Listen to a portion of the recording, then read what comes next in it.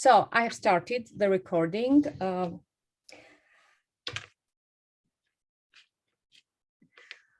evening, all of you. Thank you for being with us today. We are very pleased to be able to welcome all of you. And let me introduce myself. I am Professor Mariam Gersamia, Chairwoman of MCERC, and my pleasure is to moderate this panel today. So, first of all, I would like to express my condolences towards the fallen heroes and journalists, especially in Ukraine, and we express our solidarity and support to Ukraine, also with the events which we have planned during these months. And as you know, September 8th was the International Day of Journalist Solidarity. And our organization dedicated the whole month, this month, to solidarity journalism. So the forum which we hosted on September 8th and this webinar today also is held with the support of the Embassy of Netherlands in Georgia, within the framework of the project Media Voice, More Freedom, Less Self-Censorship in Media. So I would like to express my appreciation to the Embassy of Netherlands in Georgia, and Ambassador Koldum, and the team members, especially to Lela Lomia. We couldn't have reached our success without your support and your passion to freedom, for freedom. And so it's my pleasure to give the floor for opening remarks to the Deputy Head of the Ambassador of the Netherlands in Georgia, Loes Lammerts. Please, the floor is yours. Thank you very much, Professor Mariam Gersamia, as Chairperson of the Media and Communications and Education and Research Center. You have an important responsibility, and I'm very glad to represent the Netherlands Embassy on this occasion, opening the webinar on media solidarity in a global era. And also very much welcome to the other distinguished guests, curious to hear their positions, but in particular, of course, the audience for whom this webinar is meant. I would like to refer as EU member state, representing an EU member state, to the European Council decision to award Georgia with an EU perspective. That was a historical step. And it is accompanied with 12 recommendations to Georgia, upon which Georgia has to make progress in order to qualify for an EU membership candidate status. And it will be, of course, no surprise to you that media is mentioned as one of its 12 recommendations. And I would like to highlight what exactly is formulated in that recommendation on this priority by the EU. It says Georgia should undertake stronger efforts to guarantee a free, professional, pluralistic and independent media environment, notably by ensuring that criminal procedures brought against the media owners fulfill the highest legal standards, and by launching impartial, effective and timely investigation in cases of threats against safety of journalists and other media professionals. And we, the Netherlands, the EU, the international community are monitoring closely the follow-up and the progress Georgia will make on these 12 recommendations. And all of them are of enormous importance of the country, for the country, and not only to the EU, and not only to obtain the candidate status.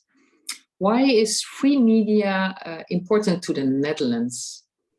We consider it as a fundamental principle that promoting the expression and support to independent media worldwide is a fundamental promotion of human rights and respect for human rights. And we address media freedom as the Netherlands in various international fora, amongst them the Media Freedom Coalition. And I was glad to hear that one of the speakers in this webinar will be a representative from that coalition. It's established in July 2019, and its purpose is to defend media freedom where it is under threat. And this year, and in 2023, the Netherlands, together with Canada, is co-chairing this coalition. We also hosted in 2020 the World Press Freedom Conference organized by UNESCO, and we hosted it in The Hague. And there, the 57 countries committed to a document in order to increase safety of journalists. So you see it's high on the agenda, and Georgia signed upon this document as well. Unfortunately, only 6 months after that, we saw unprecedented attacks of journalists in Tbilisi on the 5th of July.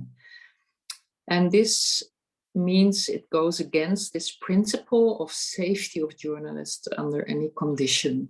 And it was an attack against journalists as well as LGBTI persons. And to us as the Netherlands, this development in Georgia is a big concern. And we, till now, call upon everyone to ensure effective and efficient investigation into the instigators of violence on that specific day. In our opinion, media solidarity has never been that important as in the current era, where freedom of media is increasingly under attack.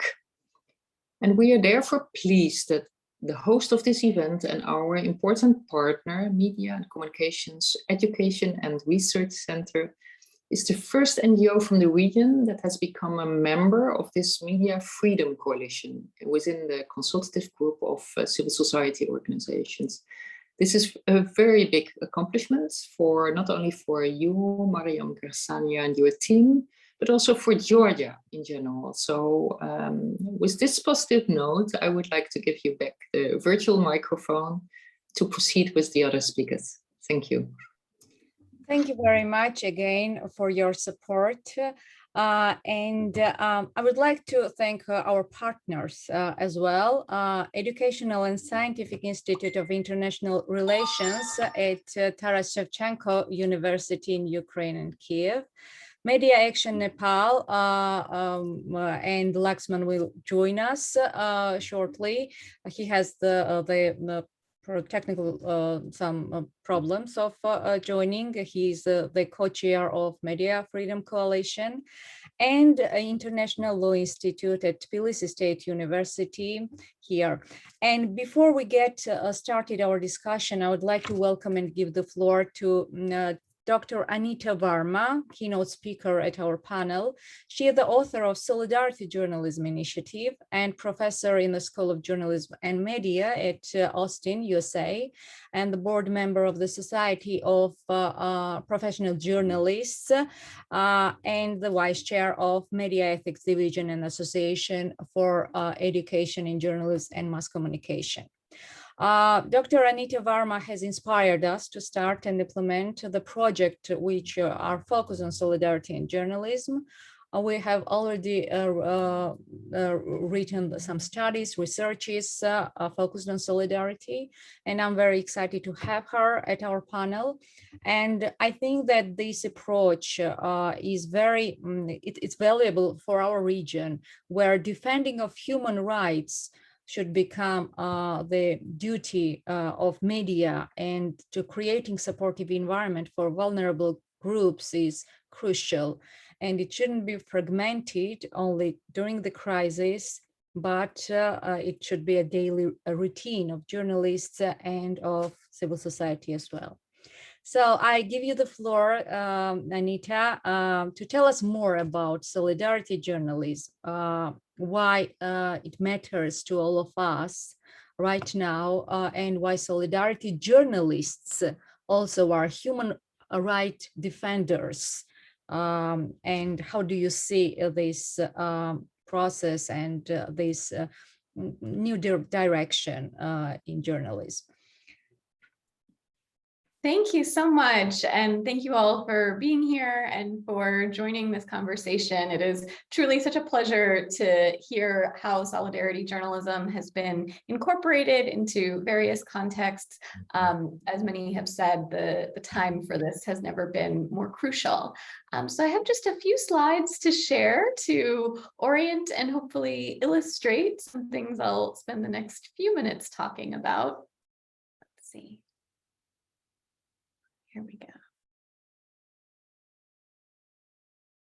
Hopefully this is visible to all of you. Yes, excellent. Yes. So the title of my remarks is Solidarity Everywhere, Advancing Truth, Power, and Social Justice Through Journalism. And I'm happy to share these slides after the fact as well. We can post them so that you all have access to all the links referenced. So to start things off, I always try to define solidarity in very brief terms. As many of you probably know, this term solidarity is used, and I would argue misused, in a myriad of different ways. So before we go very far, let's all understand what the meaning of this term is. So the way that I define solidarity is a commitment to social justice that translates into action. A commitment to social justice that translates into action. Let's start at the end with this term action. Action means that we do something out in the world, out in public. So action could start with a belief that we have inside our heads, a feeling that we have in our heart and soul, and with promises and plans, but we haven't yet reached the level of action until we've taken those thoughts, beliefs, promises, and made them into something that we're doing out in the world. Very often we hear beautiful promises, beautiful pledges, beautiful affirmations, and yet in the absence of any type of action going along with those lovely words, we have not yet reached a standard of what we should be calling solidarity. This term social justice has become very complicated in our current political moment, both in the United States and abroad.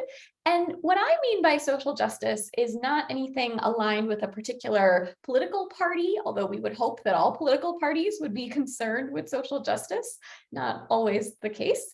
But philosophically and in the ethics literature, social justice means quite simply dignity for everyone in a society.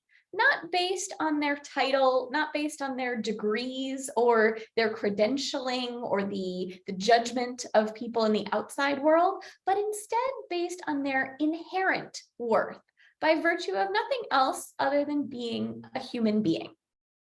So dignity is this basic value, and there's great news about it. We all have it. We all come into the world with this basic value of being human. This is not subject to any kind of validation we need from authorities, but simply by virtue of being people, we walk with this worth.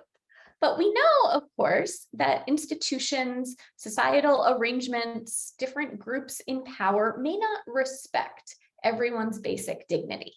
So a student recently asked me how we might concretely understand this idea of dignity. How would we know if a group of people's dignity is not being respected? There are many groups who might claim my dignity is under attack, but how can we really assess that? And I think that's a really phenomenal question, which brings me to one way of operationalizing and making concrete this idea of dignity, which is a concept many of you are probably familiar with, Maslow's hierarchy of needs, which basically separates out our different needs as people into different levels. The most basic need we all have for survival would have to be air, water, food. Without those things, we will not survive. And I would argue that this second level of safety needs is also quite fundamental. At a very basic level, even if we have air, water, and food, but we have no assurance that if we walk down the street, we will survive due to fears of violence or actual encounters of it.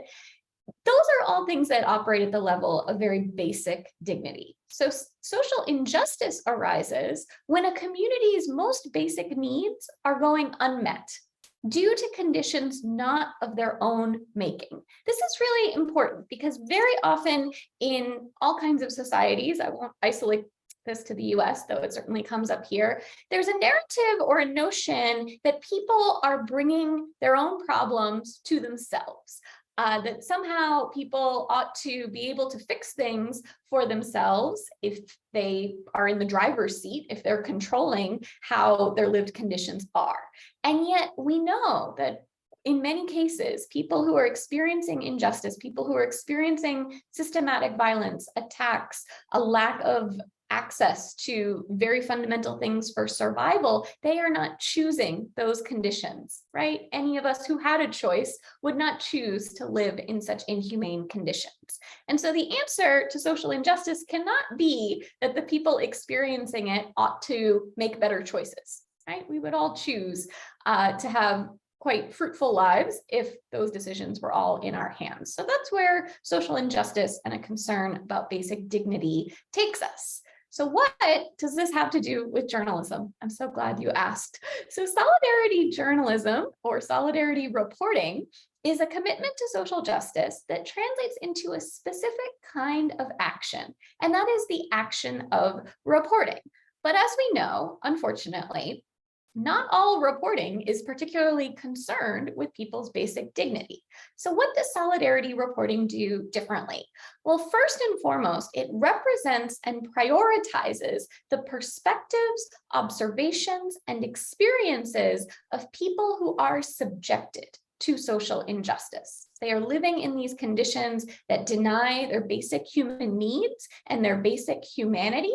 And therefore, this reporting is focused on what they have to say about it rather than what officials may prefer to narrate. I'll say more about the officials in just a moment.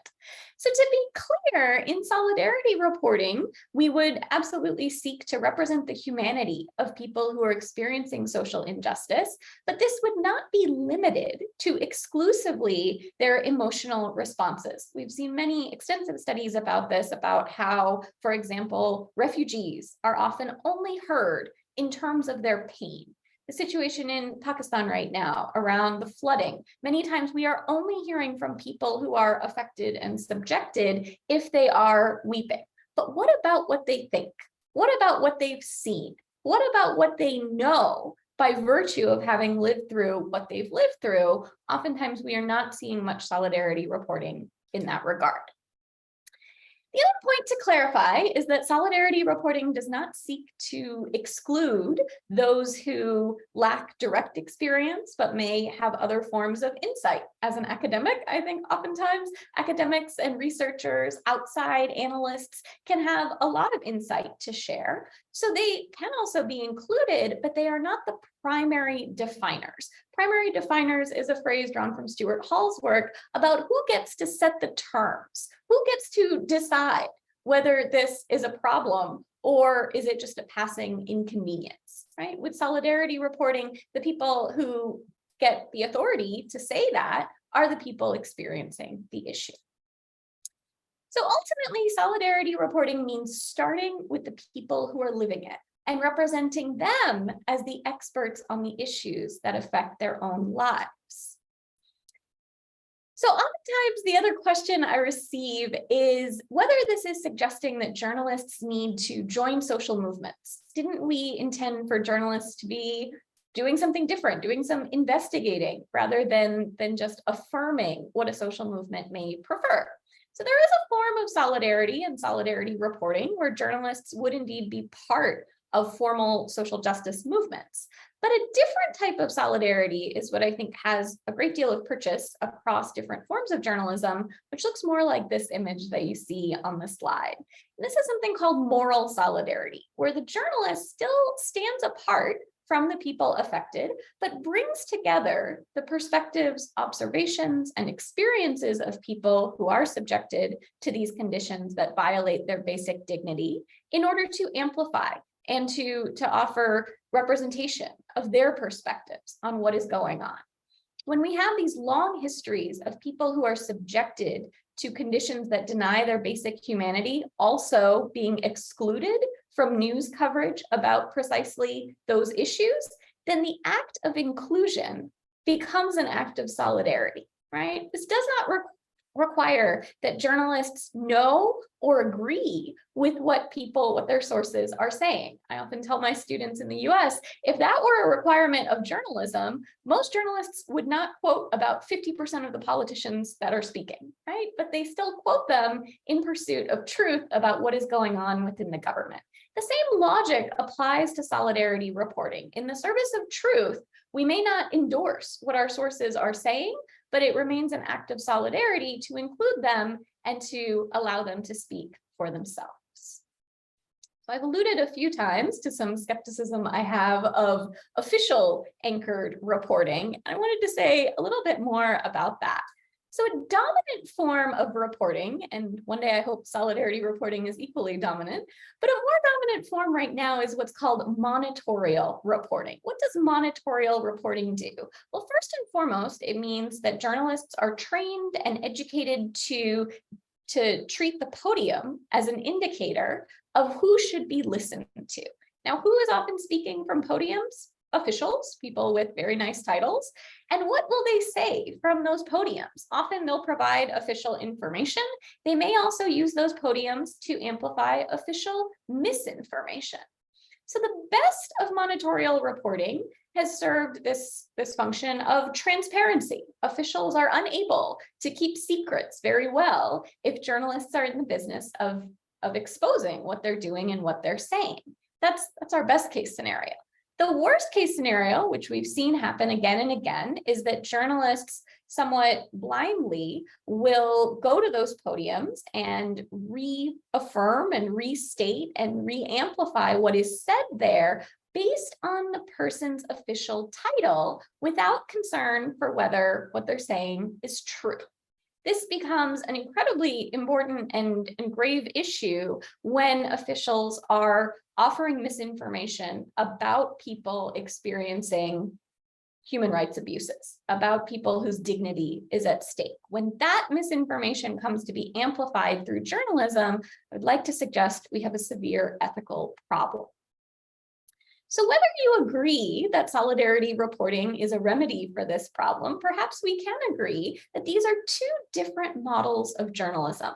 With one model of journalism, again, the journalist is seeking to bring together the perspectives, the observations, the experiences of people affected by social injustice. And it's really important to note that that is a plural of people. This is not a matter of having one spokesperson for everyone experiencing a human rights abuse, but instead to say, if this is affecting many people, let's hear from many people. What are the shared experiences and the shared visions for what needs to change based on what's coming from the ground up?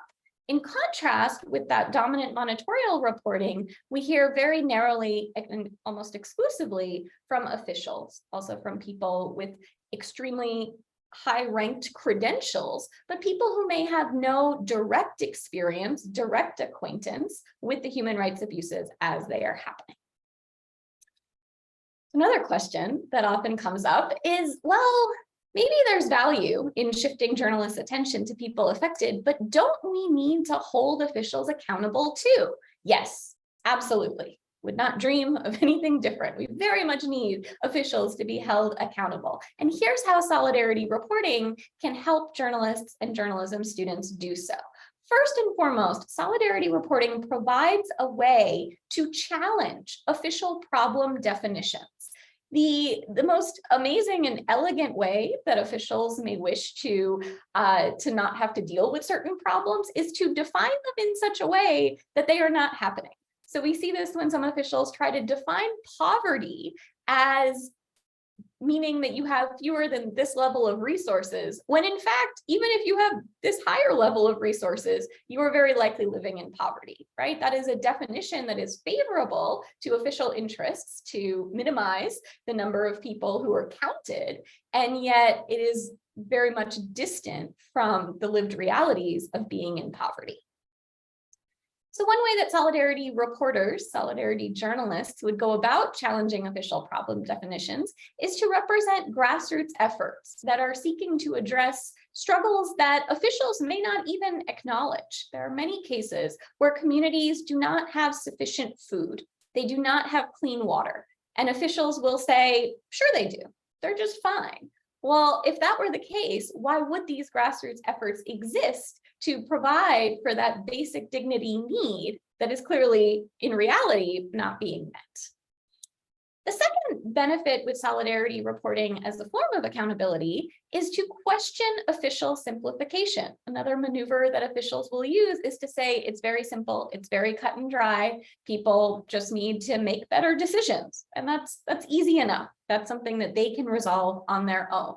But when we hear from people experiencing the issue firsthand, we often start to hear about their experiences of interconnected structural issues being things that are not within my individual control or yours to change, right? And that truth can only come from hearing from people experiencing those issues and how they are intertwined. And finally, one thing officials adore to provide are official metrics. All too often, journalism and journalism outlets are very keen to re-amplify these official metrics. Who doesn't like numbers?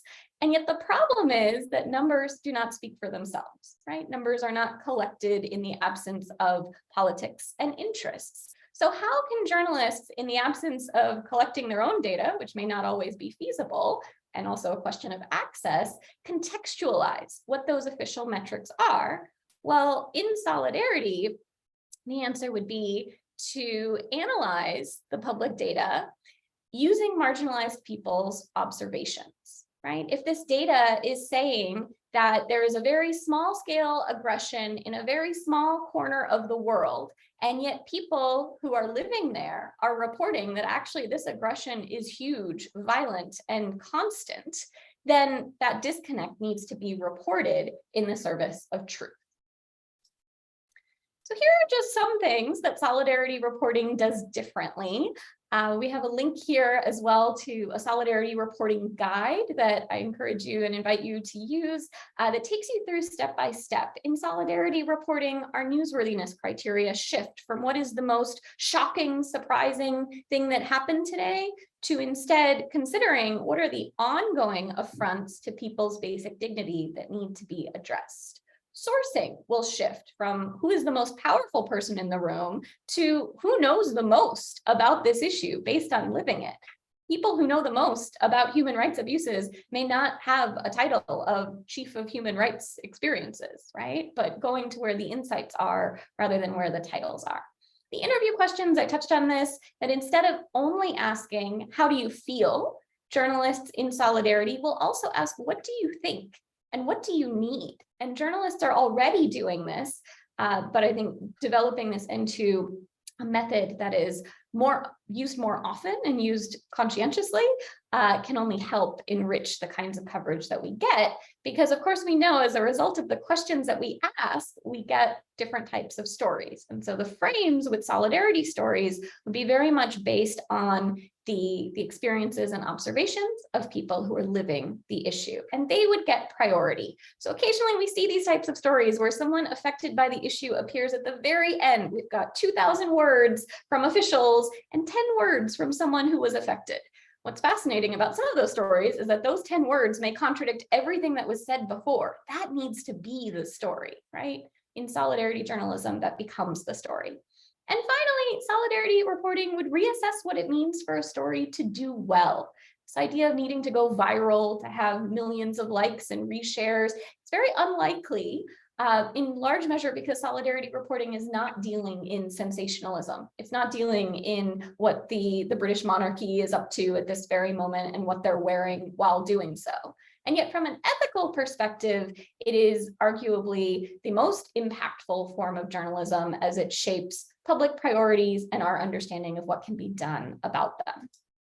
So let me conclude with a few thoughts for how we might incorporate Solidarity into journalism education as we encourage journalists to take this approach. All too often, we tell journalists to do all kinds of things without adequate guidance for how to do them. So first and foremost, I encourage all journalism educators to help your students define solidarity and social justice. There is a tremendous amount of misunderstanding across countries that for journalists to be in solidarity would mean the abandonment of facts. Nothing could be farther from the truth, right? Reporting in solidarity actually brings us more factual reporting than re-amplifying officials and their press releases.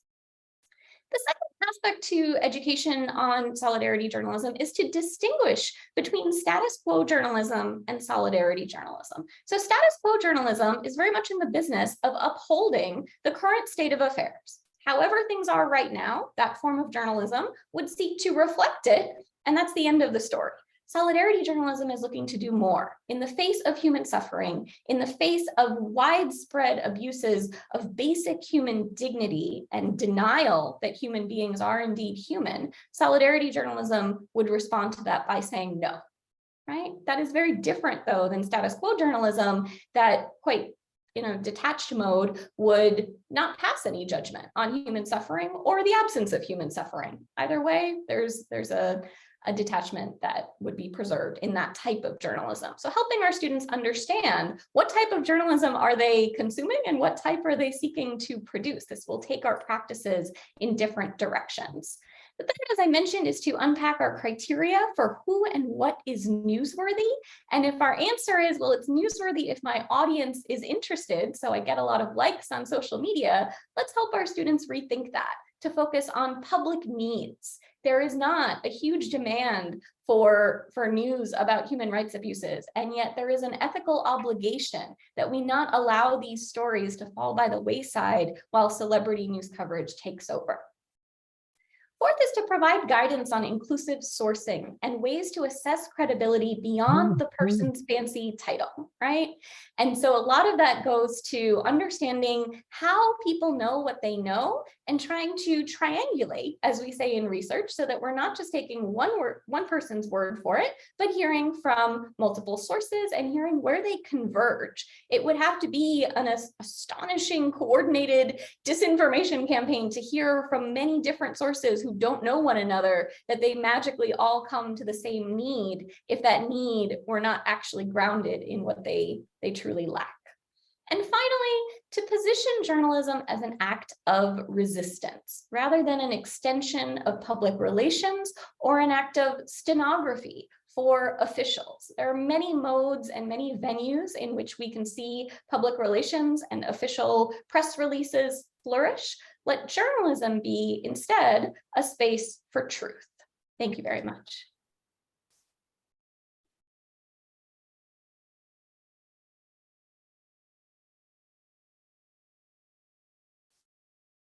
We can't hear you, Marika. Please turn on the microphone.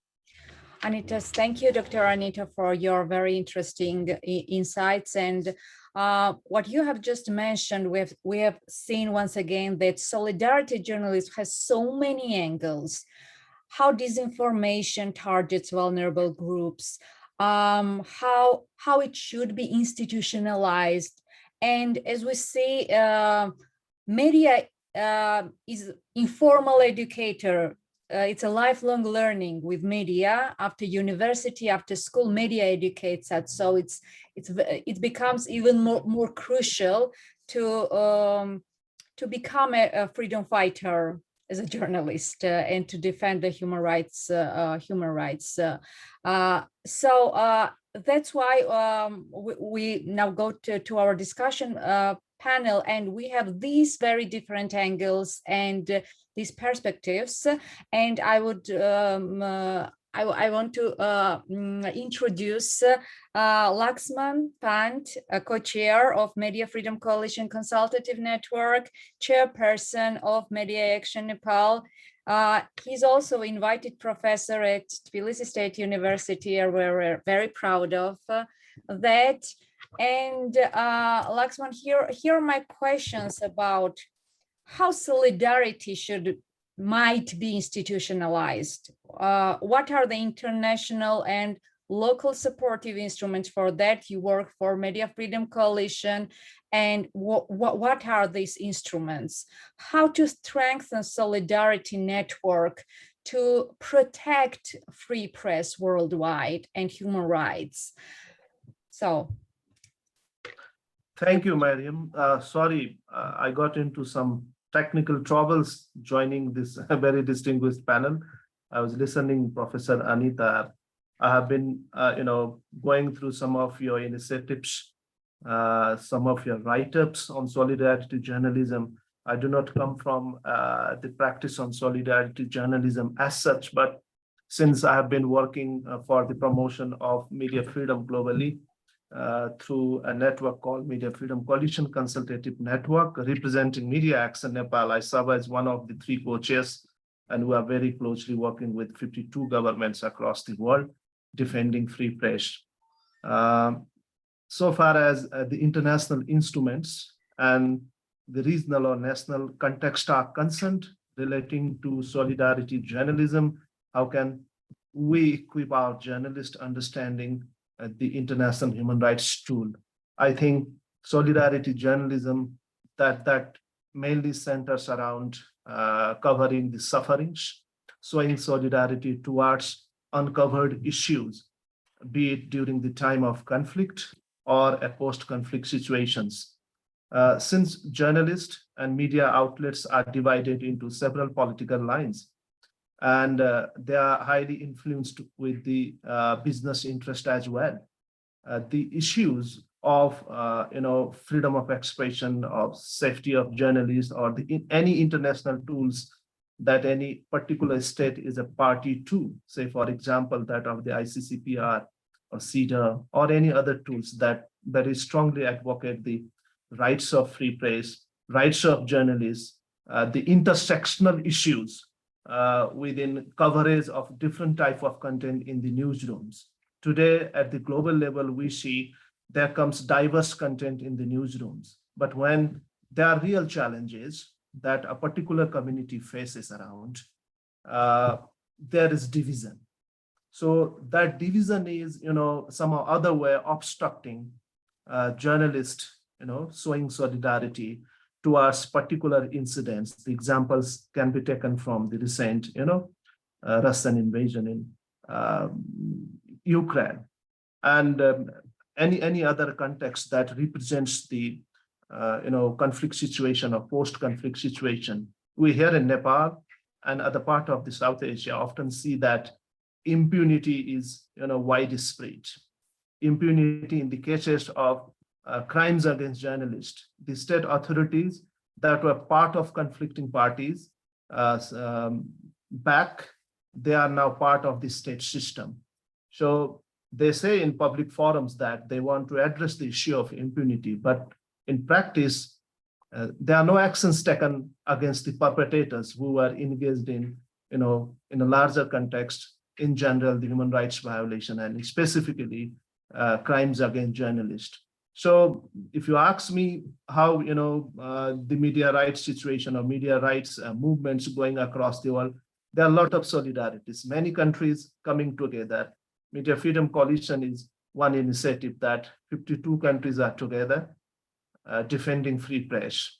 There are 22 organizations globally, including Media Action Nepal. There are many global leaders. They're coming together despite, they may have differences dealing their approaches towards freedom of expression and all. But yes, solidarity, I consider, is a very less discussed issues. The other part, the South Asian context, that the media content is highly dominated with the political reportings. And today, journalists in South Asia take pride of being inclined with the power centers. And there are very few journalists who have guts to say this is wrong, and they are vocal towards suppression, towards attacks against journalists, towards attacks against coverage of the marginalized issues. So I think in a larger extent, we need some sort of literacy campaigns about how can media outlets, especially the gatekeepers and editorial decision makers, engage in a process of showing solidarity towards any particular event as such, but in a regular basis, they could also uphold the rights of journalists two ways. The one way is directly contributing towards content production that is actually inclusive, diverse, that respects the integrity of individuals and communities and the sufferings of societies. That is one way. The second way is we can make our newsrooms more inclusive by inviting individuals who represent diverse communities. For example, you would be surprised to know that there are very few women editors in the newsrooms in South Asia. And there is a kind of nexus between editors, publishers. You would hardly see editors joining the newsrooms through accountable way, through free competition way, but they often, unfortunately, talk about accountability issues. But the good thing is that in the recent days, there are a lot of academic initiatives taking place. 15 or 20 years back, 2 decades back, there are very few academic institutions that were providing education, and journalism used to be hobby rather than profession. But there are gradual changes we can see, and also due to the exploration of internet and exploration of the social media as well, now the world is connected. And last 2.5 years, in my capacity as the chairperson of Media Action Nepal, we are one of the very few leading civil society organizations here in Nepal with our national level presence across all provinces of Nepal. What you have seen is, we organized over 200 webinars connecting the global audience, inviting global scholars, and provided our audience with the global insights on how can this globe be one, the small village. So I think there are a lot of opportunities, and I had been very privileged to contribute towards the very cause of the international media rights defense. But we have a long way to go, because countries or state authorities, and sometimes the organizations and individuals, they do not agree upon the international principles that are particularly meant to defend free press. But since we are living in an open society, there are a lot of responsibilities of the organizations and state authorities. They are at least compelled to say that they respect free press. But in the real sense, because of their sayings, they are sometimes, compelled to compromise with these issues as well. And that is some other way contributing towards protection and defense of free press.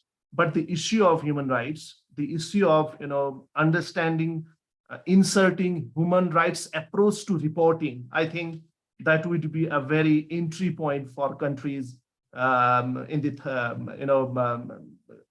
developing world. Say, for example, in South Asia, inculcating the culture of human rights, discussing more about the human rights approach of reporting.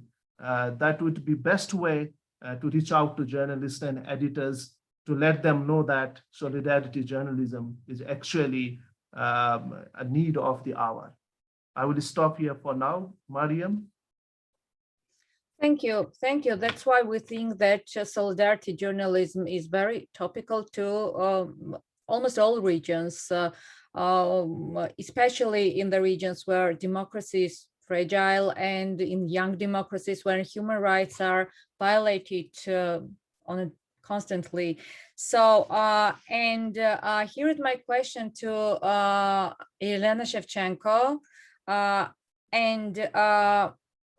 How do you think, Elena, what needs to be done to strengthen the supportive media environment, especially during the crisis, and especially during the war communications? And when it comes to solidarity journalism and covering vulnerable groups like refugees, for example, IDPs from Ukraine, what challenges do you see right now, especially while dealing with disinformation? Because Anita, Varma also mentioned that disinformation can really target vulnerable groups. They can harm people and violate human rights as well. And so share with your insights, and why does solidarity from the media matters in this perspective to that groups? Thank you, Mariam. First of all, thank you for the possibility to participate in this event and share my ideas and share experience of Ukraine. Solidarity journalism now, it's not only a very actual topic, it's very important topic because, for example, in the case of Ukraine, journalists themselves become a vulnerable group. You know that the war, Russia against Ukraine started not on the 24th of February this year, but it started 8 years ago in the 2014, when Russia occupied east of Ukraine and annexed Crimea. And those journalists who didn't share Russian values and who didn't agree to continue work with Russian occupiers, those journalists who lived on the occupied territories, they had to move to the Ukraine, and they need to adopt to a new life in the new place. And after the full-scale Russian invasion in the February 24th, 2022, journalists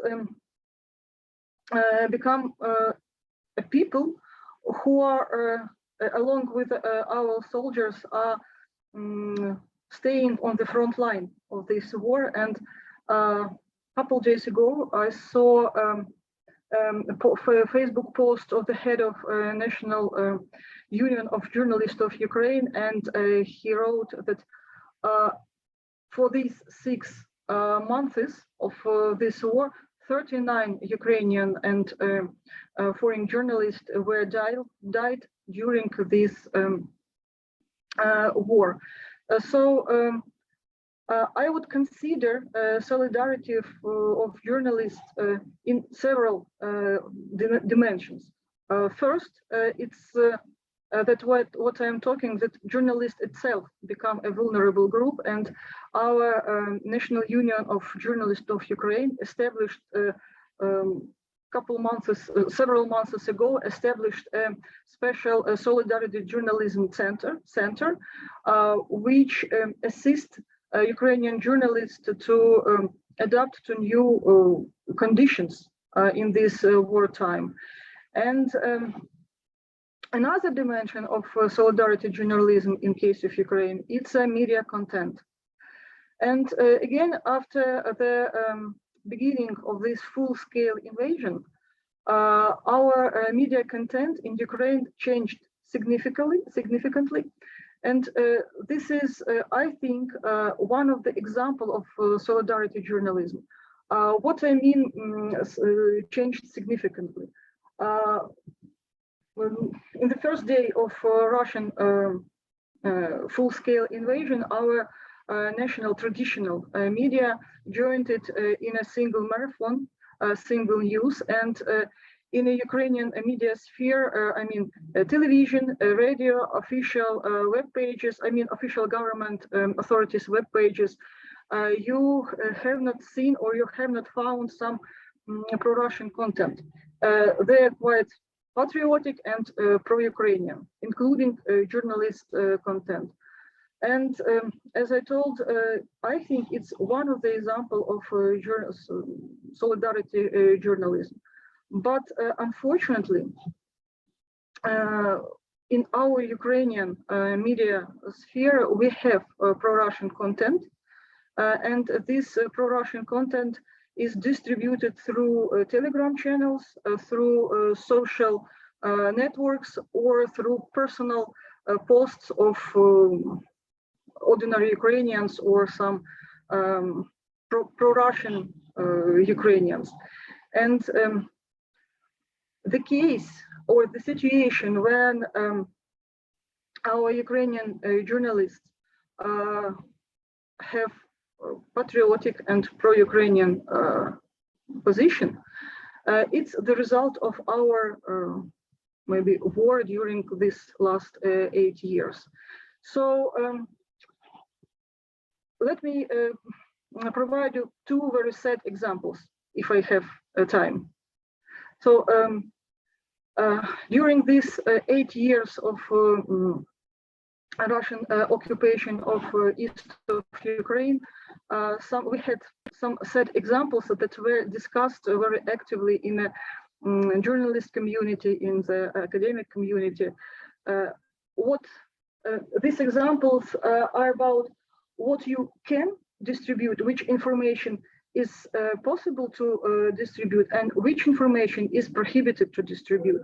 And first sad case, it was a standby of Ukrainian journalists from the front line of anti-terroristic operation on the east of Ukraine. And during she transmitted this standby period. On her background, it was a couple of Ukrainian injured soldiers, and during her standby, one of these soldiers died. So it was a very sensitive situation for the relatives of these soldiers, and we had a serious discussion. What would it be ethical to have standby on the background with the background of injured Ukrainian soldiers? And another very sad situation we had again with a Ukrainian journalist who visited a Ukrainian blog post, and I hope that without any bad things or without any bad intentions, but this journalist expressed and told to all TV audience exact coordinates of this blog post. She showed how this blog post was equipped, and unfortunately you understand that some days later this blog post was attacked by the enemy forces. So this is example of some sad Ukrainian experience, but this experience we should to disseminate, and we need to explain this experience to our students, to our partners, and concerning maybe you mentioned that we are planning a syllabus of the course about solidarity journalism. Maybe I need to say that education in solidarity journalism is very important, both for Ukrainian and for Georgia, because I think both Ukraine and Georgia were in the same boat, because both our countries were attacked by Russians, and we have sad experience. And in Ukraine, again, we already tried to apply some projects in education journalist, and maybe in 2015 or 2016, our Ministry of Informational Policy launched a project called Embedded Journalism. But I'm not sure that the reason for this project was not very set, so-called, because I know you are my colleagues, you know how important for journalists to know the specific of behavior in the front line. So the idea of this project, it was that some specific journalists who were permitted for broadcasting or for making their reportages and news from the front line, they were ended with a special press officer from this Ukrainian militaries or armed forces on the front line.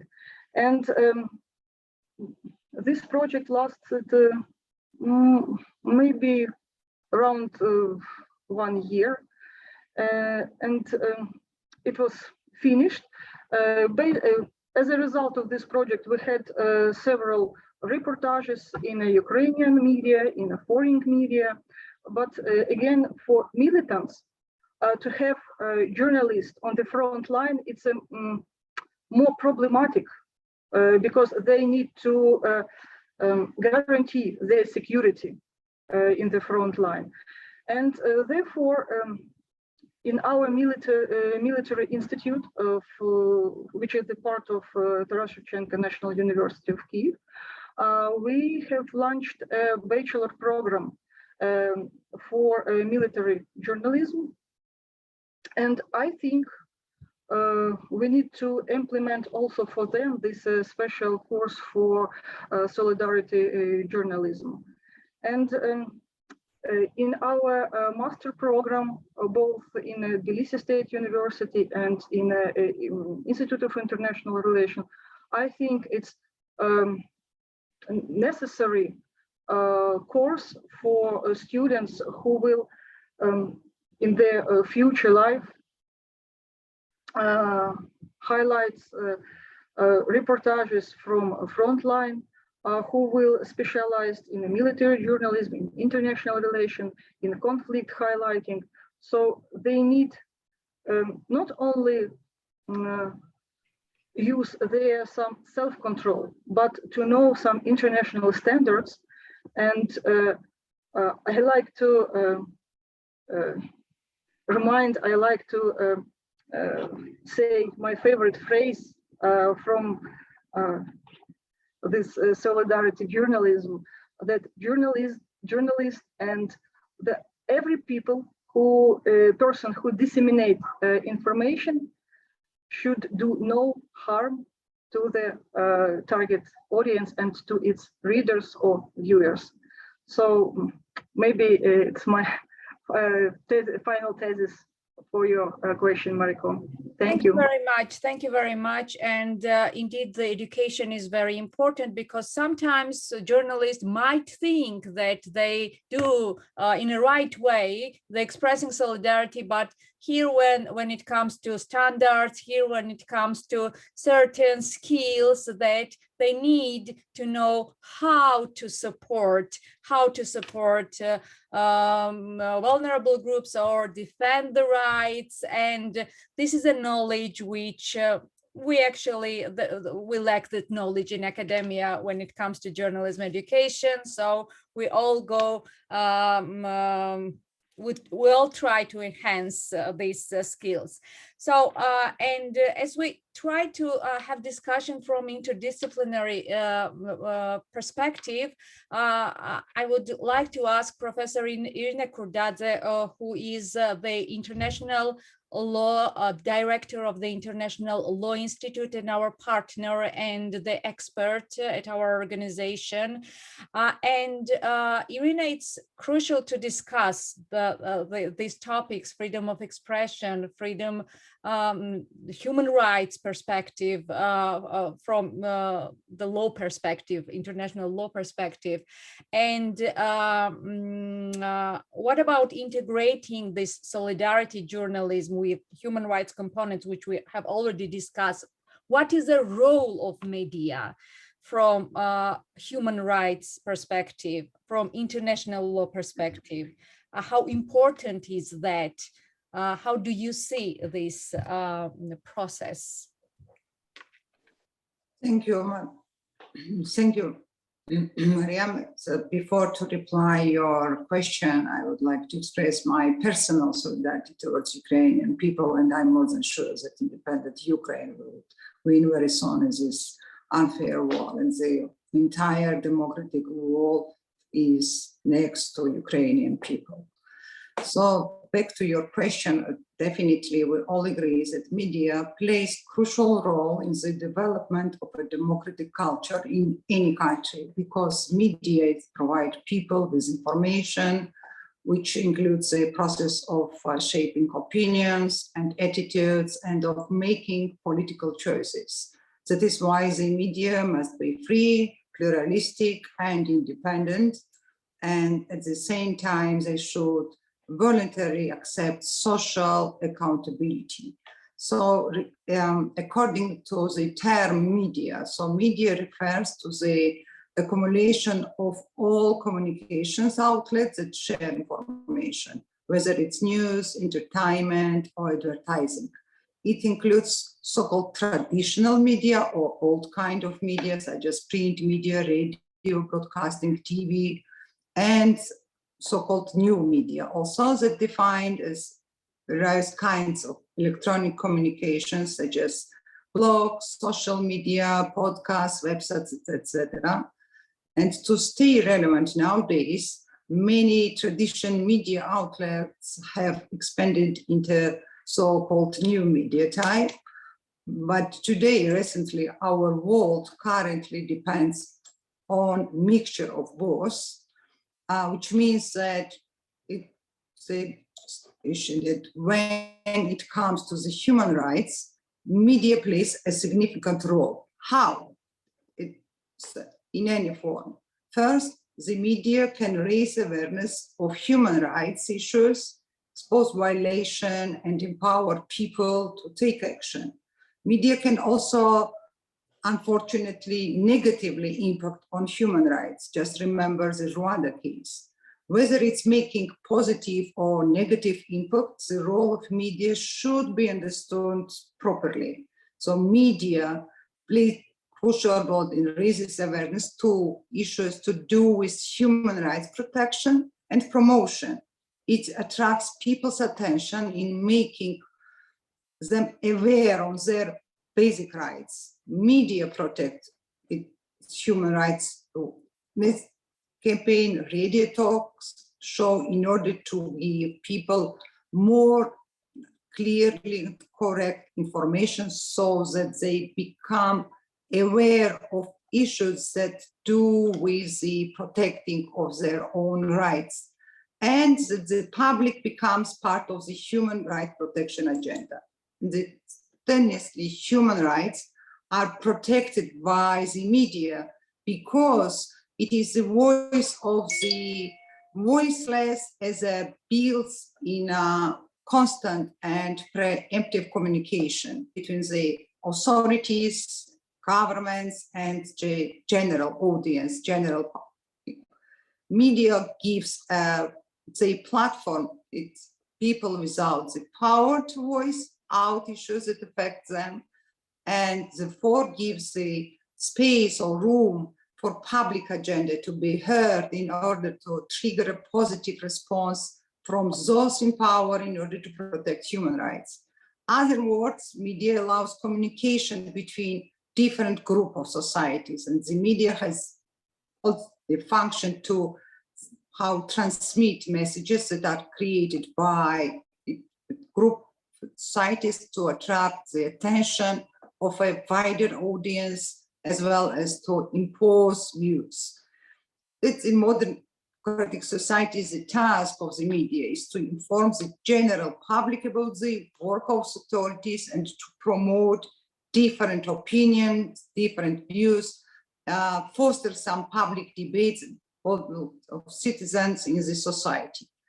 When considering the human rights in the media, the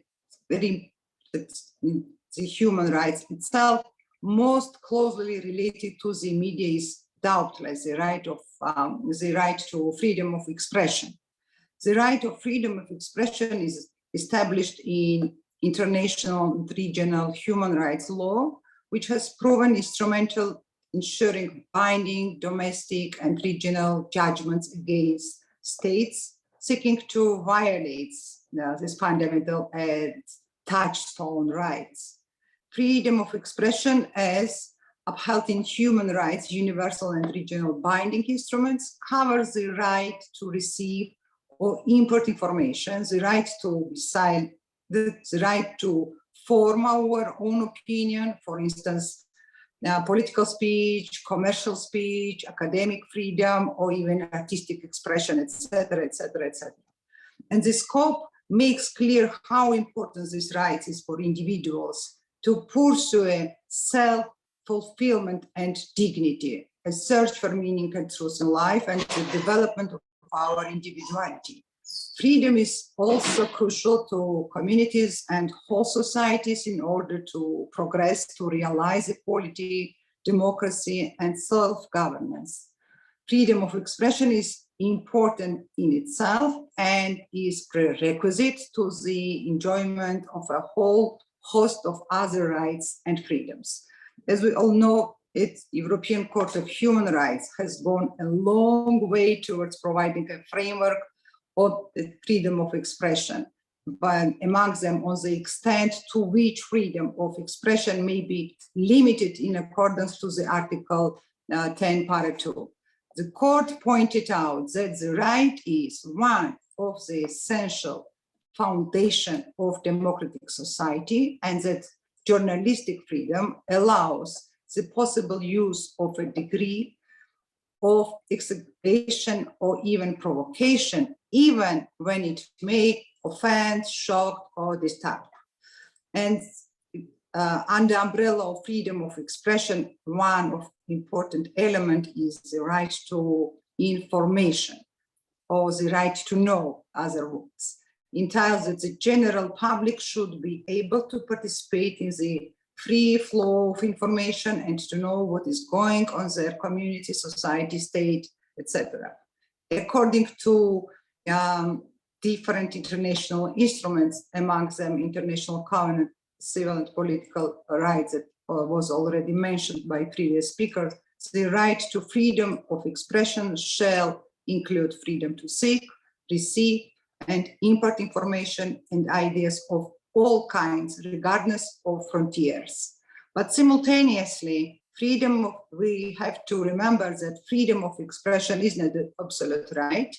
According to international treaties, international law, for example, according to Universal Declaration of Human Rights, the rights and freedom can be limited if securing to recognition and respect for the rights and freedoms of others.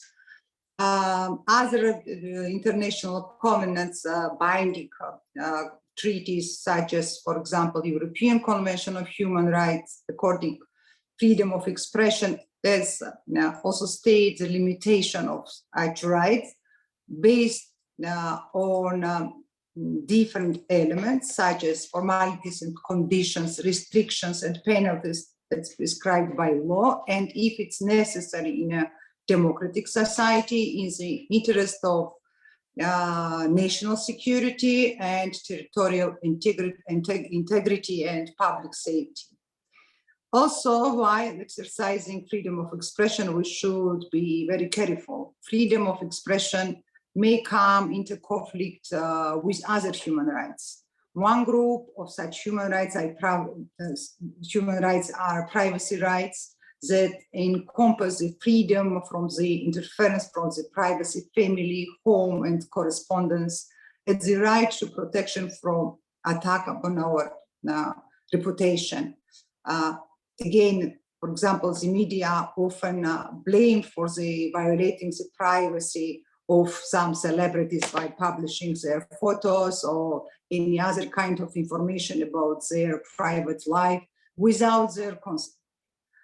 And furthermore, there is a risk of conflict between the freedom of expression and the prohibition of discrimination in cases where exercising this freedom is used to provoke hate and shows element of hate speech.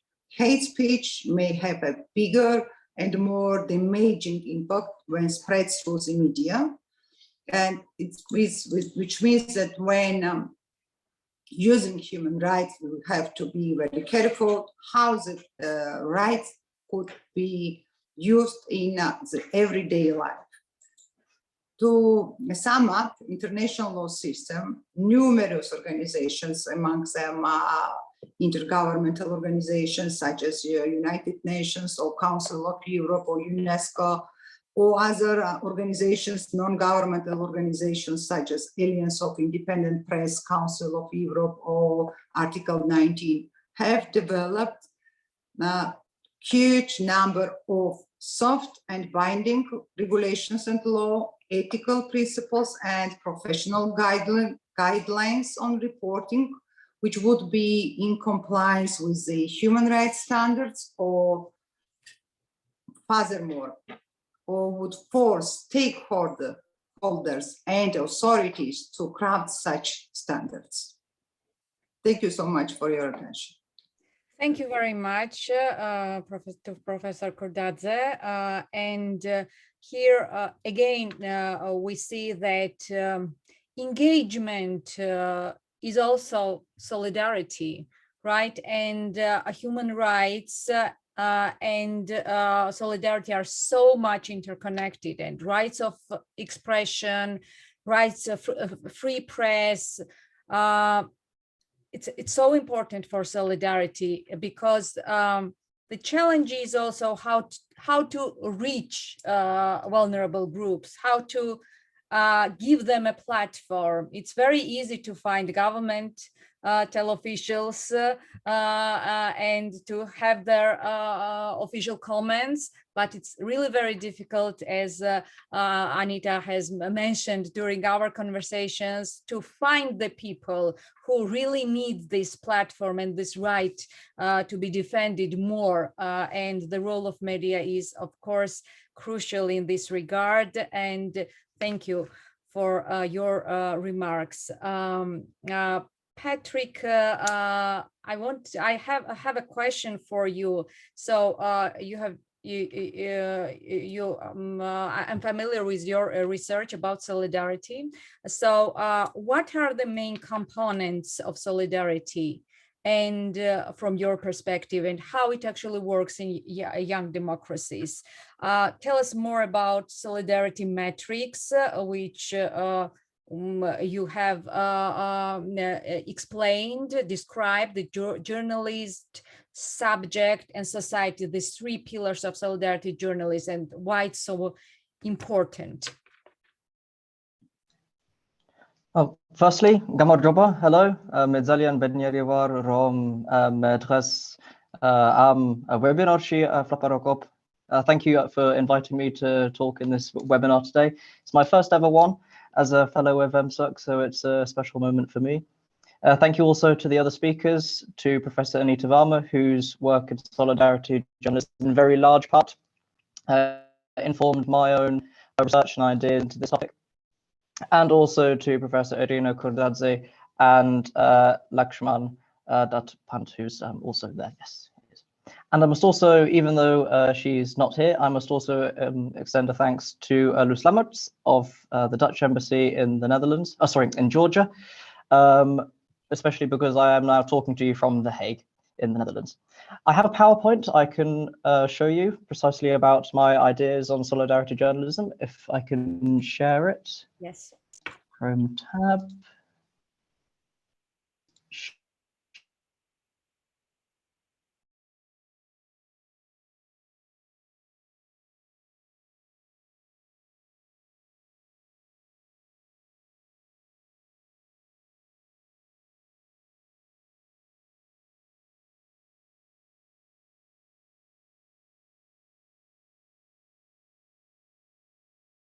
We don't hear you.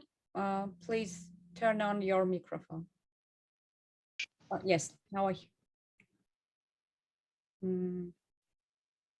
We don't hear you. Turn your microphone on, because we don't hear you. What about now? Yes. Perfect. Okay, fantastic, brilliant. Thank you for that. Sorry. Okay, so as Mariam mentioned, while I was at MCERC as an intern and now as a research fellow, I took Anita Varma's ideas on solidarity journalism, and I thought, well, society is not, it's not unipolar. There are lots of different parts of solidarity. There's lots of different parts of society to which you need to apply the concept of solidarity to. And this got me thinking, how can we expand the conceptualization of solidarity in journalism onto wider society so that everyone is involved and everyone can work together to create an environment which is more appreciative and more receptive to solidarity in journalism? There's a quick context. I'm aware I haven't got very long to speak, so I'll rush through it. So first I want to identify some of the problems just very quickly. Has journalism lost its way? And as Professor Anita Varma touched on, it's important that we recognize these problems and understand solidarity in journalism as a potential solution to these problems. I won't talk too much about what solidarity in journalism entails, because Anita has spoken about that at great length already, as well as the first pillar, as I would like to call it, on solidarity journalism. The two other pillars which I would like to propose as important parts of the solidarity and journalism matrix are journalist-journalist solidarity and society-journalist solidarity. And then finally, I'm hesitant to give the impression that solidarity in journalism or solidarity journalism can be a silver bullet to all of journalism's problems. I think there are also practical implications to consider when we're discussing solidarity in journalism and how these ideas can be taken forward to improve the global journalism environment. So this is a very much non-exhaustive list of some of the main problems that journalism globally is facing, at least in my opinion. Firstly, editorial guidelines favoring neutrality and objectivity over accuracy. As Anita already explained, this can distract from the main issues at hand. It's important to center people's lived experiences and have expert opinion playing a secondary role rather than the other way around. A knock-on effect of this is that journalists feel like they're gagged by editors. They're forced into sticking to objectivity and neutrality, which is preventing them from actually being the activists in a very large sense of the word, which journalism in large part was initially founded upon. And we see today that journalists working for organizations which pride themselves on objectivity and neutrality, such as the BBC, they're having some of their biggest names leave them because they feel gagged by this policy of overbearing neutrality and objectivity. This then fuels polarization and a sense that society can't trust journalists because they're either A, not getting to the main issues at hand, or B, they're on the payroll of bigger people, politicians, businessmen, and the like, which really affects the reputation of journalism quite considerably. And this is an issue that we see in Georgia, we see it in the United States and in the UK as well. As I was mentioning, it's important to see these ideas as a solution to a problem and a way forward. In my opinion, these are very much it's an ideological solution, but there are practical implications to consider, which I'll come on to later. These ideas are, I think, particularly current, and this idea of solidarity, which is such a buzzword and to a very large extent is defining the zeitgeist in which we find ourselves, it can really provide a powerful intervention into the global journalistic arena. But like I say, can it provide a lasting solution? This is a quick quote from Anita Varma. I won't read it because we've already heard it from the professor. To sum up, we center the lived experiences of people in opposition to both sidesism to really get to the heart of the issues at hand. Such that we support the marginalized and the downtrodden in their fight for social justice. But my question would be, is this as far as solidarity in journalism can go? My answer is no. There are other pillars that we have to consider. This is where my idea of the solidarity matrix comes in. As I mentioned at the start of my presentation, society is not unipolar. We can't be dictated to. It's very much multipolar, and there are always different stakeholders, different demographics, different constituencies, which all have an important role to play. As I mentioned I think calling it a research paper is generous. I would call it more an ideas paper. But in this ideas paper that I wrote on the 3 pillars of solidarity journalism, I wrote that solidarity is, however, not a one-way street, neither is it a two-way street. It is very much a multidimensional street that is most effective when all agents of solidarity work together for the benefit of each other, with solidarity journalism acting as a medium between all. The 3 pillars of this are journalist subject solidarity, which in my opinion is very much what Professor Anita Varma has spoken about and written about. And then there is also journalist solidarity and society journalist solidarity. And my argument is that all 3 of these pillars must operate in unison for solidarity in journalism to have tangible effects.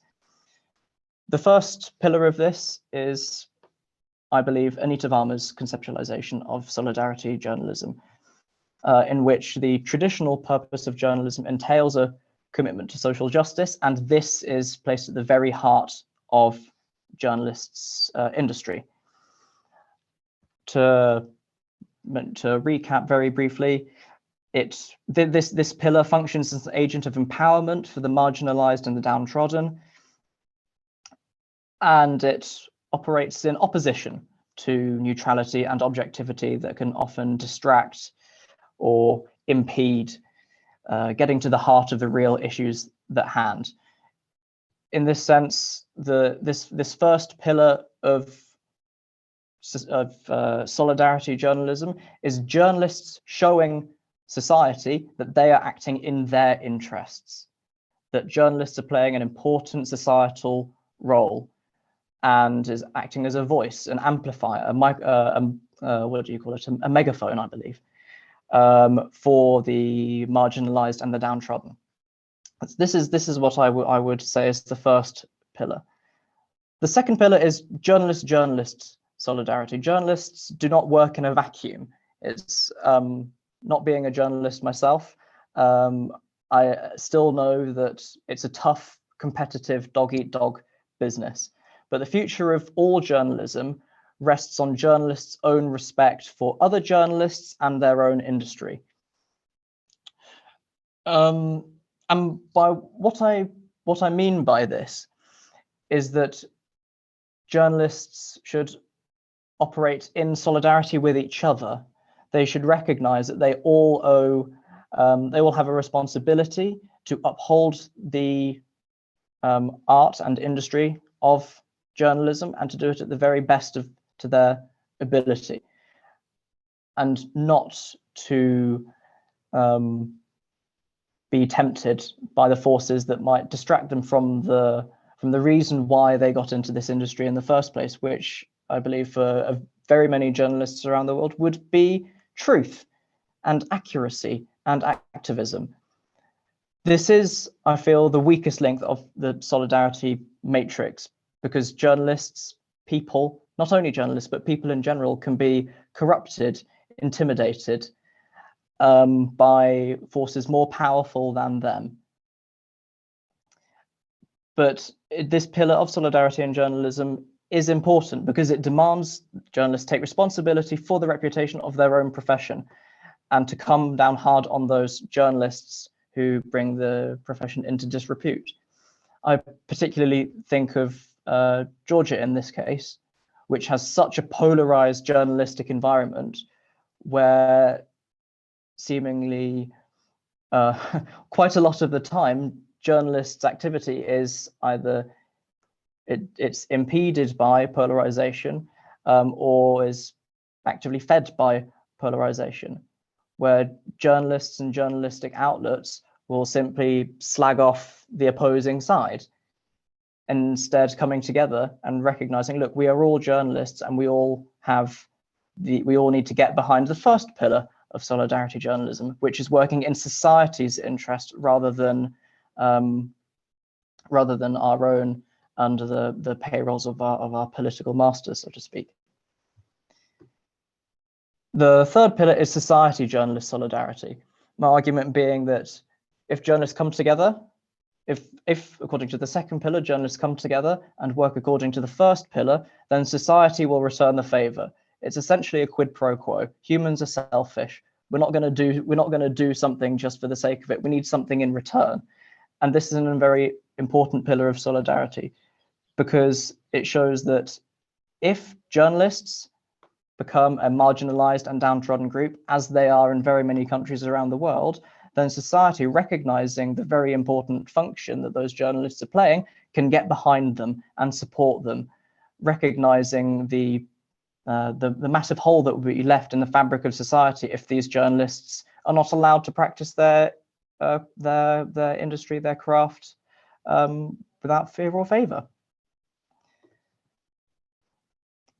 Demonization has a big role in trying to undermine the society journalist pillar of solidarity and journalism. Again, thinking of Georgia, the government, well, not only in Georgia, in the UK as well, there's this extremely concerning tendency to demonize journalists and to just blame the media. You guys in the media said this, that, and the other, but you're not focusing on this. and then that therefore it's a deliberate attempt to bring journalism into disrepute, thereby undermining society's ability to recognize the really important role that honest journalists play. This again comes back to the vulnerabilities of the second pillar. But like I said, a greater focus on the first pillar should provide a fertile ground for this third pillar, pushing back against the demonization of journalists that some states and governments actively undertake. So some brief conclusions. Solidarity in journalism has the potential to create a self-reinforcing loop of empowerment and support for journalists and for society and for individual subjects within that society that journalists are focusing on in their work. But what's important is that each demographic, each group, the subject, the journalists, and society at large must understand the obligations that solidarity demands onto other demographics.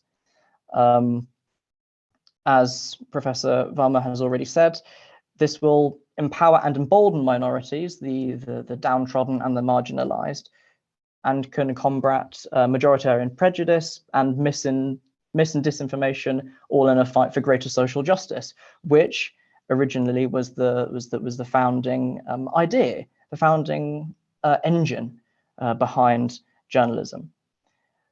But I feel it's important to stress this is an ideological solution. A lot of these discussions are approached in a way, well, if this worked that way, if that worked that way, then that will work that way and everything will be great. Unfortunately, the world is not that simple. It really isn't. And I feel there are some practical limitations that one has to draw to try and find a workable framework for solidarity in journalism. Financing, I feel, is the first thing. Journalists need to live somewhere, they need to eat, they need to drink. But how can we finance journalism? How can it be democratized while also protecting it from democratic forces? I think of newspapers, for example, online magazines, the likes of The Economist or The Telegraph or The Spectator, which work on subscriptions, which have paywalls to fund their journalism. If, for example, The Economist or The Telegraph or The Spectator runs a really, really fantastic story, some human rights story, but the people about which this story is written can't actually read it, can't actually recognize that these journalists are fighting their corner, then that first pillar of journalist subject solidarity is broken. Because if I'm living in poverty, if I can't afford to pay my energy bills, if I can't afford to pay my mortgage, even if I'm lucky enough to have a mortgage rather than just renting, having a subscription to The Economist or the Spectator is not going to be on my list of priorities. So the first thing, financing, how can it be done? A second part of this financing question is that freedom of expression is, as Professor Cortez mentioned, freedom of expression is in human rights law. And in very many countries, thinking particularly of the United States, the freedom to found and run second-rate journalism that fuels polarization and undermines solidarity is protected in the First Amendment. It's freedom of speech. Not all hate speech necessarily, or rather the other way around. Not all journalism that fuels polarization and undermines solidarity is necessarily hate speech. So how can we square that corner? Square that circle, sorry. How can we finance journalism in a democratic way that protects it from democratically protected freedoms, essentially? The second question is polarization. If handled poorly, could it entrench polarization rather than break it down? My question in this case, or my fear in this case, would that if journalists, smart people, recognize that journalism is being reframed through the prism of solidarity, then what's to stop journalists saying, well, I'm standing in solidarity with this group, and the other journalist is on the other side of the political spectrum is saying, well, I'm in solidarity with the other group. That's an issue, and it has the risk of dragging the reputation of solidarity and solidarity journalism down. And this has to be managed, in my opinion. We have to try and find a way to manage the risk that this could happen.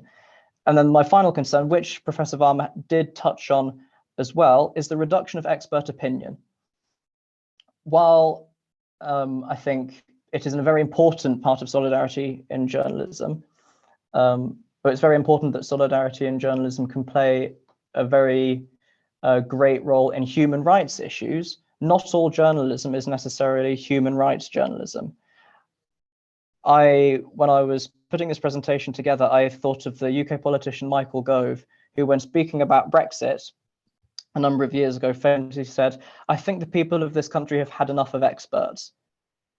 And Brexit, I think, as we can all agree, was a populist phenomenon which shunned the opinions of experts in favor of ordinary people. And just because ordinary people in Brexit voting parts of the country felt that the EU was the root of all of their problems, does not necessarily mean that the EU was the root of all their problems. In fact, far from it. It was decades of mismanagement and underfunding and lack of support for these regions that put them in the state that they are. And it's for that reason that I think this question of expert opinion should also be managed. If we were to apply solidarity journalism as a concept across the board, then the role of experts in this has to be critically thought about and critically managed, rather than necessarily having it as a two-step process of lived experiences at the top, expert opinion at the bottom. That doesn't necessarily work in all cases. That's pretty much the sum of my presentation. Thank you very much for your time, and I welcome any questions or comments. Thank you very much. Thank you very much, and for the very interesting presentation. There's so many questions, So solidarity is a power, as we see, and it's also connected with attention economy. Who gets more solidarity? Who gets more attention? So this is a power, right? As we are almost out of time, just to wrap up our webinar, I would like to give you the floor for final comments and some questions.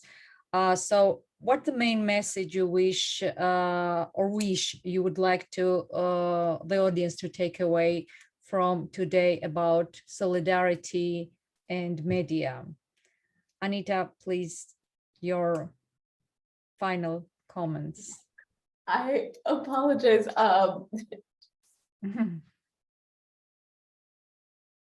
Okay, so Laxman, maybe you will start with your final remarks. Well, thank you.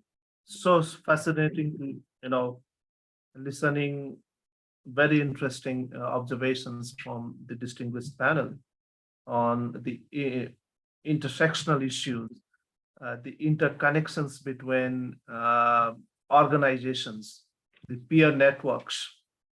This is what actually we have been exercising in the network I work for, the Global Media Defense. Today, all countries across the world, they are suffering with some other sort of problems associated with media freedom. When you are too much critical, watching upon the wrongdoings of the state authorities or power centers, then even democratic forces would come and start stopping you and asking you some sort of favor. We have seen in South Asia, at least, the governments post-COVID, during the COVID, they have been so critical to media outlets, and there were so many obstruction against the independent media. So, right way to go ahead is to establishing more regional networks that could possibly discuss about the issues of solidarity journalism right from the beginning of understanding human rights principles. Then at least feeling or supporting some other way during the time of turmoils or conflict, or when someone is required some sort of support around. So establishing network. We have been discussing about institutionalizing mechanisms to counter, impunity. Or in the modern day, this afternoon we are also discussing about elevating the standards of journalism in South Asia, which I actually moderated this afternoon. Many participants from Bangladesh, India, and Sri Lanka and Pakistan participating on that program as speakers and participants. So a regional network, maybe that would work. In Media Freedom Coalition, we have a larger civil society organizations. MCERC is also there. We included it this year, a few weeks ago. And there are 70 plus local CSOs that are directly working for the promotion of free press. They are now working together and they are sharing their local context. So if we are able to share our local context to the rest of the world, then bring their experiences and localize them in our context, I think that would give a sort of sense to the major stakeholders, and the institutions would be strengthened. When institutions working for free press or independent media or accountable and ethical media even, then there will be less attacks against media or independent media, either sides, conflicting parties or state powers, business tycoons. We have seen, post-COVID, many advertisers have stopped advertising the public welfare media outlets across the world. So I think that we have to work in multiple layers, beginning from creating broader awareness about how solidarity journalism works. I will be very, I'm very fascinated with your presentations here, and I would be happy to collaborate with you to discuss, share your academic and research insights to journalists in South Asia. We have been working with many organizations in South Asia through partnerships. Though Media Action Nepal, its works are confined through its intervention here in Nepal. So with this note, I again focus upon establishing some sort of strong mechanisms and networking to promote the principles and practices of solidarity journalism. I thank MCERC and the other partners for organizing this very wonderful panel discussions. Thank you very much, Mariam, and everyone. Thank you very much. Anita, would you like to share with us with your final remarks? Yes, thank you so much. I apologize for that momentary interruption, and definitely want to thank our fellow panelists and really say with a lot of admiration how happy Patrick's presentation makes me to see the ideas and the parameters of solidarity journalism examined and interrogated so carefully. I wanted to offer two concluding remarks. One is, I think polarization is something that we need not fear. And I say that with some nod to Professor Sarah Jackson, who has spoken about how during the US civil rights movement and before, polarization was actually a very generative tactic to ensure that the people who are in favor of basic human dignity and people who are against it are very clearly distinguished. and at some point to create situations quite intentionally that do involve friction, do involve staunch disagreement, to make it clear that a stance against basic human dignity is not something that a free and democratic society will tolerate. And I think that level of polarization is something that may make some folks uncomfortable, but in Solidarity, we would actually encourage that level of friction. The second piece, I think, is really crucial, and really appreciate the discussion spanning so many countries and so many contexts, and that is to consider the prospects for global solidarity. A major mistake and triumph of misinformation in the Brexit case was to narrowly examine Brexit as if it were a UK issue, when in fact the calls coming from places like Greece and other countries that obviously have been and continue to be severely impacted were very difficult to surface, to amplify. But understanding those scopes, thinking about Nepal, India, Pakistan, and areas in neighboring in that region, Bangladesh, and the impact of flooding across not just one country, but across the region, and the likelihood that this will not stay restricted to one region. This really speaks to the need for us to understand that solidarity certainly happens at a local level, but its implications are for all of us. Thank you so much. Thank you very much. Irina, would you please to give us your final remarks? Thank you. I would like to quote general comment of ICCPR, which told us that the Covenant holds the right whereby the media may receive information on the basis on which it can carry out its function, and the free communication of information and ideas about public and political issues is essential.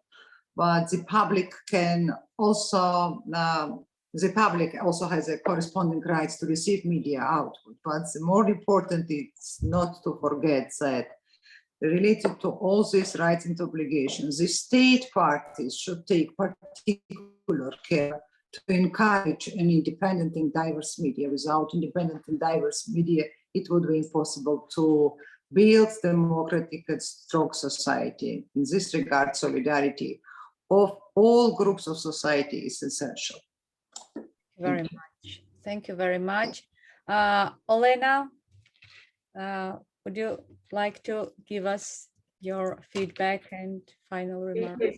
Yes, thank you for the opportunity to participate in this event, because for me it was very important not only to share my ideas and know your point of view.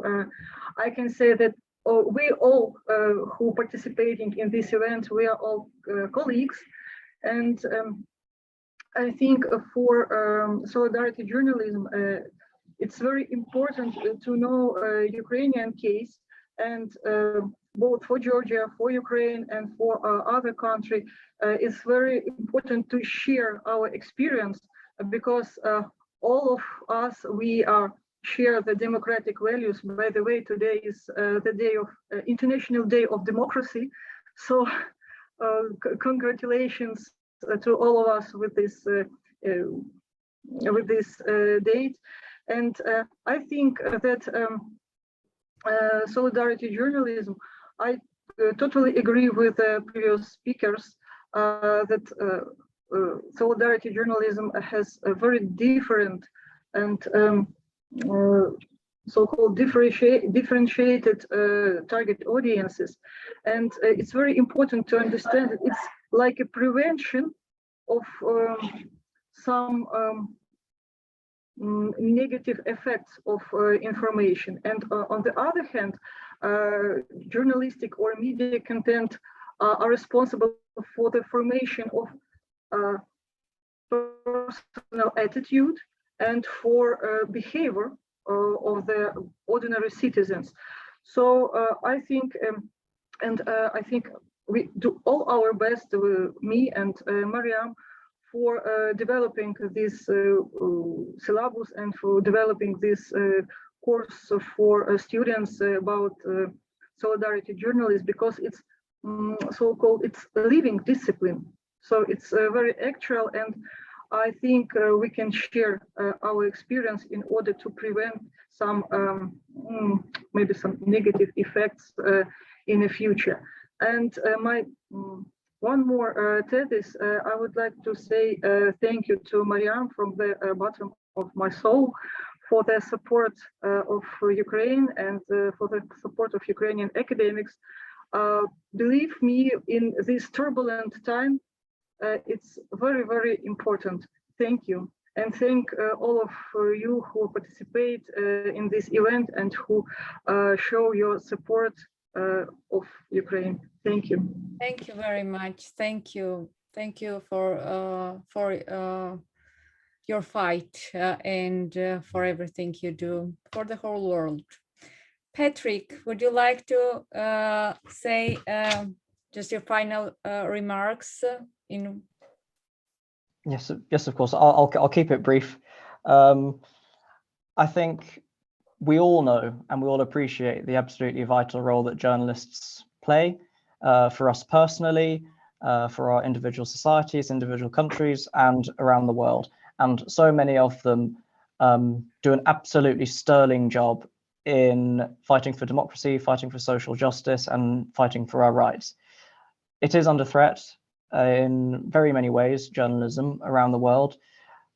But I hope that refocusing the work of journalists and journalism through the lens of solidarity can help, at least in some way, improve the environment, the international journalistic environment.